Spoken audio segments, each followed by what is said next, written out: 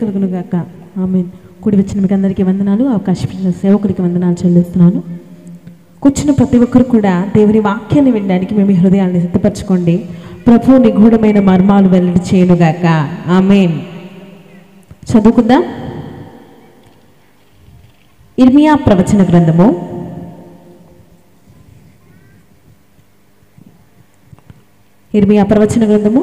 1వ అధ్యాయం 18వ వచనం. ఇర్మియా ప్రవచన గ్రంథము 1వ అధ్యాయము 18వ వచనం ఎవరైనా చదివి సహాయం చేయగలరు? ఇర్మియా ప్రవచన గ్రంథము 1వ అధ్యాయము 18వ వచనం.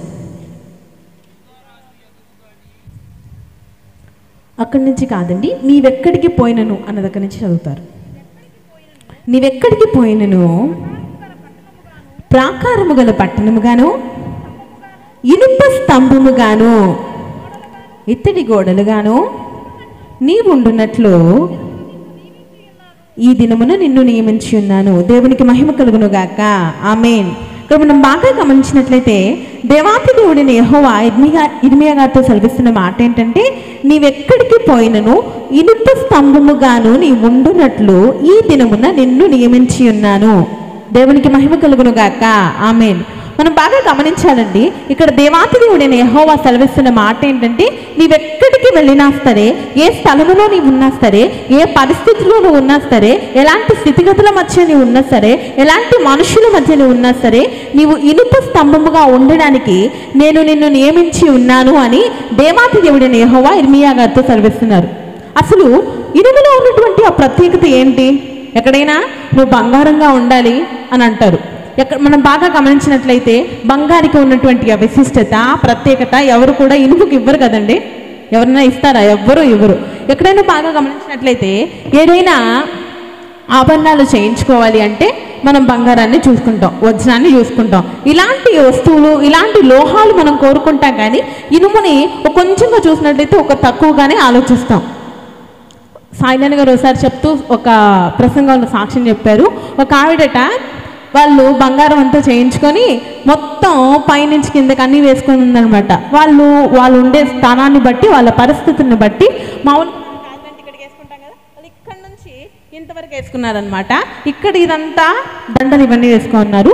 కాళ్ళకి ఇక్కడ ఇంతవరకు ఇక్కడి నుంచి అనమాట.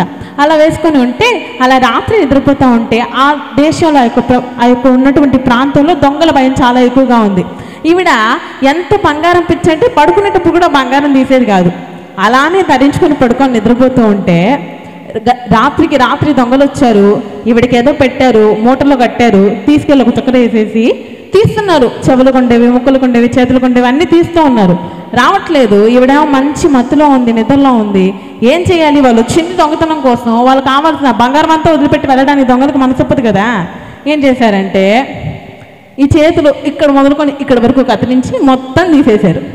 కాళ్ళు ఈ కింద మోకాలు మొదలుకొని పాదాల వరకు కత్తిరించి కాళ్ళవన్నీ ఊడుకోబోయారు. తర్వాత ఇక్కడ తల నుంచి దండ భాగాలు ఇవన్నీ తీయాలి కదా, అందుకని చెప్పి తల తీసేసి ఇక్కడికి ఉన్నటువంటి ఈ భాగాలన్నీ తీశారు. అయితే వాళ్ళు చేసినటువంటి మిస్టేక్ ఏంటంటే అవన్నీ తీసుకెళ్ళిపోతూ ఒక నెక్లెస్ మర్చిపోయారండి. ఆ నెక్లెస్ మర్చిపోయారంట. ఈ నెక్లెస్ కాస్త ఏమైందంటే వార్తాపత్రికలు విలేకరులు వస్తారు కదా, వాళ్ళకి అంటబడింది. కెమెరాలో ఫోటో తీసి బంగారు నగ తగిలించుకున్న నెక్లెస్ తగిలించుకున్నటువంటి మొండెం అంటారు కదా, మొండె మంచి హెడ్లైన్లో వచ్చింది. అదే ఆవిడ ఇనుము తగిలించుకుంది అనుకోండి, ఆవిడకి ఆ బాధ వచ్చేదా? అంటే ఇనుము తగిలించుకోమని నేను చెప్పట్లేదు కదా. అంటే మనం బాగా గమనించినట్లయితే అసలు ఇనుము అలాంటి ఆభరణాలు ఎవరైనా ధరించుకుంటే ఎలా చూస్తారు? ఏదో తిక్కలోలాగా, పిచ్చోళ్ళలాగా చూస్తారు. దేవునికి మహిమ కలుగును గాక. అయితే ఇక్కడ నిన్ను బంగారంలా నియమిస్తాను అని దేవుని వాక్యం చెప్పట్లేదు. కానీ నీవెక్కడికి పోయినా సరే నేను నిన్ను ఇనుప స్తంభముగా నియమిస్తాను అని దేవుని లేఖనాలు చెప్తున్నాయి. ఆనాడు ఇర్మియాతో దేవుడు సెలవిచ్చిన మాట, నీవెక్కడికి పోయినను ఇనుప స్తంభముగా నేను నిన్ను నియమిస్తానన్నాడు. ఇది నాకు కూర్చున్న మీ అందరితో కూడా దేవాతి దేవుడిని యెహోవా సెలవిస్తున్న మాట ఏంటంటే, నీవెక్కడికి పోయినా సరే ఇనుప స్తంభముగా మన ముందుముగాక. ఆమేన్. అయితే ఏంటి ఆ ఇనుములో ఉన్నటువంటి ప్రత్యేకత? ఏంటి ఆ ఇనుములో ఉన్నటువంటి విశిష్టత? ఇనుము స్తంభంగా నేను నిన్ను నియమిస్తున్నాను అని ఇర్మియాతో దేవుడు ఎందుకు సెలవిచ్చాడు? అయితే ఆ ఇనుప స్తంభం యొక్క ప్రత్యేకత, ఇనుము యొక్క ప్రత్యేకత ఏంటో దేవాతి దేవుడి దినాన్ని మనకు తెలియచేయనుగాక. చదువుకుందాం. ఇర్మియా ప్రవచన గ్రంథము అధ్యాయం ఇర్మియా ప్రవచన గ్రంథము 15వ అధ్యాయము 12వ వచనం. ఇర్మియా ప్రవచన గ్రంథము 15వ అధ్యాయము 12వ వచనం. ఇనుమునైనను ఉత్తరము నుండి వచ్చు, ఇనుమునైనను కంచునైనను ఎవడైనా విరువగలడా? దేవునికి మహిమ కలుగును గాక. ఇక్కడ మనం బాగా గమనించినట్లయితే ఇనుమునైనను ఎవడైనను విరువగలడా అన్న మాట మనకి ఇక్కడ కనిపిస్తుంది. అంటే మనం బాగా పోల్చి చూసినట్లయితే లోహాలు ఎన్నో ఉన్నాయి, ఎన్నో శ్రేష్టమైనవి ఉన్నాయి, ఎంతో ఆభరణాలు ధరించగలిగినటువంటి శ్రేష్టమైనటువంటి మెటీరియల్స్ అన్ని మనకు కనిపిస్తూ ఉన్నాయి, పరికరాలు మనకు కనిపిస్తూ ఉన్నాయి. కానీ ఇనుముకున్నటువంటి ఆ ప్రత్యేకత ఏంటంటే, ఇనుముకున్నటువంటి ఆ విశిష్టత ఏంటంటే, ఇనుముని ఎవరైనను విరువగలడా? ఇనుముని ఎవ్వరు కూడా విరవలేడు. అయితే ఆ ఇనుములో ఉన్నటువంటి గొప్ప విశిష్టత, ఇనుముని ఎవరు విరవలేరు కదా. ఇది నా ఆ ఇనుముతోని ఆత్మీయ జీవితాన్ని దేవాతి దేవుడిని యెహోవా సెలవిస్తున్నాడు. నువ్వు ఉన్నటువంటి నీ ఆత్మీయ స్థితిని, నువ్వు కలిగి ఉన్నటువంటి పరిస్థితిని ఎవరు కూడా విరవకుందురుగాక. సాతాను ఎన్నో కుతంత్రాలు పడచ్చు, నీకున్నటువంటి స్థితిగతులను బట్టి, ఆలోచనలు బట్టి, నీకున్నటువంటి ఆ యొక్క పరిస్థితులను బట్టి, నీ మీద వచ్చే నిందలను బట్టి, వ్యాధి బాధ బలహీనతలను బట్టి నీ ఆత్మీయ జీవితం విరిగిపోయే స్థితిలో ఉందేమో.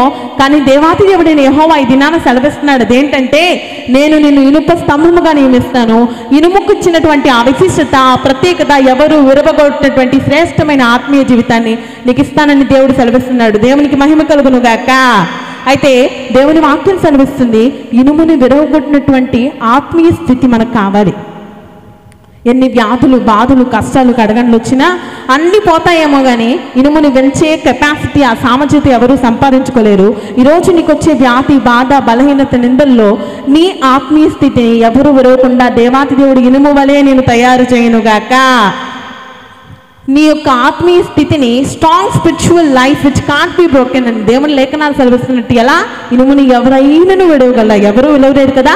అలాంటి శ్రేష్టమైన విలువ తగని, విలువ లేనంత శ్రేష్టమైన ఆత్మీయ స్థితిని మీరు నేను పొందుకొందుముగాక. మొట్టమొదటిగా ఇనుము నుంచి మనం ఏం తెలుసుకున్నామంటే, ఇనుమును ఎవరూ విలువలేరు, అలానే నీ ఆత్మీయ స్థితిని ఎవరు విలువకూడదు. దేవునికి మహిమ కలుగునుగాక. ఆమేన్. అయితే ఇంకొక చిన్న మాట కూడా మనం చెప్పుకొని ఈ మాటలు ముగించుకుందామండి. కీర్తనల గ్రంథము 2వ అధ్యాయం, కీర్తనల గ్రంథము 2వ అధ్యాయము 9వ వచనం. కీర్తనల గ్రంథము 2వ అధ్యాయము 9వ వచనం.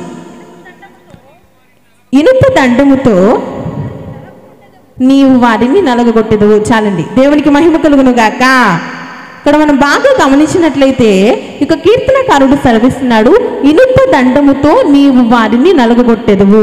దీని వెనుకున్నటువంటి అర్థం ఏంటంటే, ఇనుప దండముతో నీవు దుష్టులను నలగగొట్టెదవయ్యా అని ఈ కీర్తనకారుడు దేవుణ్ణి కీర్తిస్తూ సెలవిస్తున్నాడు. అంటే ఇనుము ఎలా ఉందండి? దేవుని యొక్క దండముగా ఉంది, దుష్టులను శిక్షించేవాడిగా ఉంది. ఈ దినమున నువ్వు దేవుని దండముగా ఉన్నావా? దేవుని లేఖనాలు సెలవిస్తున్నాయి, ఇనుప దండము దేవుని యొక్క దండముగా ఉంది. ప్రకటన గ్రంథంలో ఒక మాట ఉంటుంది, అతడు ఇనుప దండముతో వారిని ఏలును అన్న మాట మనకు అక్కడ కనిపిస్తుందండి. అయితే ఇనుప దండముతో నీవు వారిని నలగగొట్టేదమని దేవుని లేఖనాలు సెలవిస్తున్నాయి. ఇనుము వలె ఒక విరవదగినటువంటి శ్రేష్టమైన ఆత్మీయ జీవితం నీకు కావాలి. తద్వారా ఇనుము ఏ విధంగా అయితే దేవుని దండంగా ఉందో, ఇది నువ్వు కూడా దేవుని చేతిలో ఒక మహిమ కలిగిన పాత్రగా వాడబడాలి. దేవునికి మహిమ కలుగునుగాక. ఆమేన్. ఇనుము ఎలా ఉందండి? దేవుని యొక్క దండముగా ఉంది. అయితే దేవుని దండం ఎలా ఉంది? దేవుని దండం యొక్క లక్షణాలు ఏంటి? ఇనుము దేవుని యొక్క దండంగా ఉంది కదా. ఇది నువ్వు కూడా దేవుని యొక్క దండముగా, దేవుని కొరకు వాడబడుతున్న మహిమ కలిగిన పాత్రగా ఉండాలి. అయితే ఆ మహిమ కలిగిన పాత్రగా, దేవుని దండంగా నీకున్నటువంటి లక్షణాలు ఏంటో కొద్ది మాటలు చెప్పుకొని మనం ముగించేసుకుందాం. కీర్తనల గ్రంథము 23వ అధ్యాయం 4వ వచనం. కీర్తనల గ్రంథము 23వ అధ్యాయము 4వ వచనం.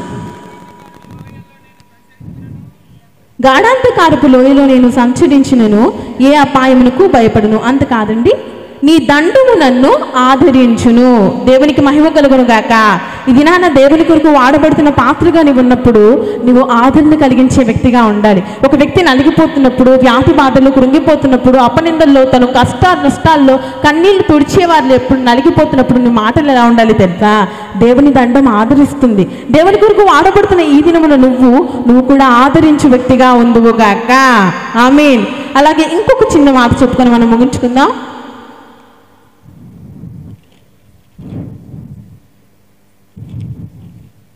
కీర్తనల గ్రంథము